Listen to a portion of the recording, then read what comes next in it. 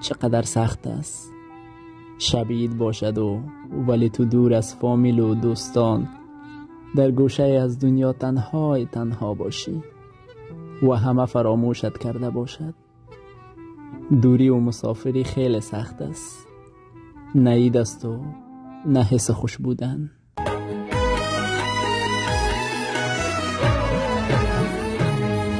مسافریم یادوما و دعا کی خپل وطن Yangi yıl geldi bugün güller geldiler Gelse gülüm yüreğlik şadıman gülüm Yangi yıl geldi bugün güller geldiler Gelse gülüm yüreğlik şadıman gülüm Kaçıp